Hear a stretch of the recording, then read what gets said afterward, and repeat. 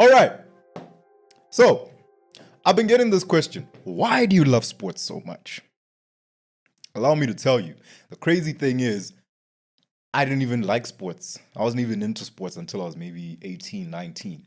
The only sport I liked, not even loved, the only sport I liked was basketball. Why? Because I used to play basketball in high school. I wasn't even that great. I wasn't even that good. I was the fat kid on the team. I was there for vibes, and the coach liked me, and I was just always there.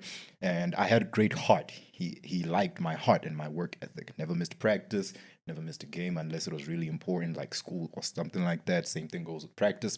So my work ethic and all that, and just my bubbly personality, got me to be one of the basketball players at school. I couldn't even dunk, still can't, but I digress. What I'm saying is that was the only sport I liked. That was the only sport I tolerated. And then the older I got, and the more I started realizing that there's more to sports than the actual sport, I just fell in love, particularly with basketball, football, and combat sports. Why?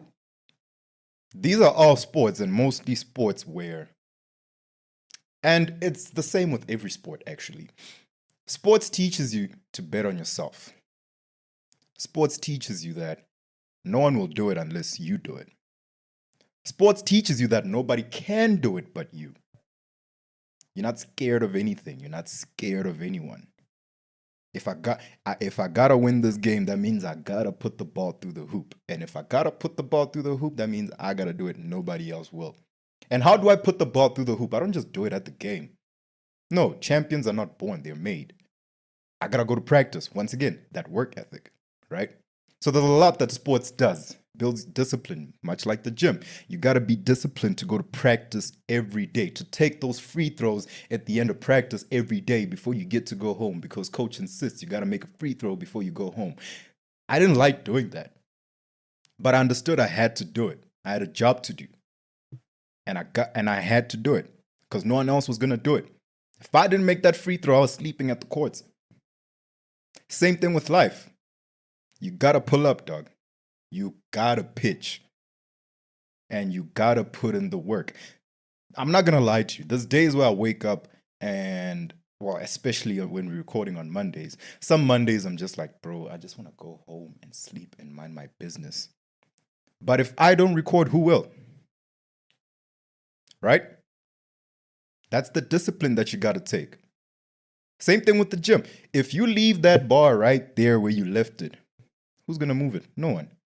And the crazy thing is, it doesn't even care that you moved it or you didn't move it. But you will care if you moved it or you didn't move it, right? Exactly. So that's why I love sports, because it teaches you to bet on yourself. It gives you discipline.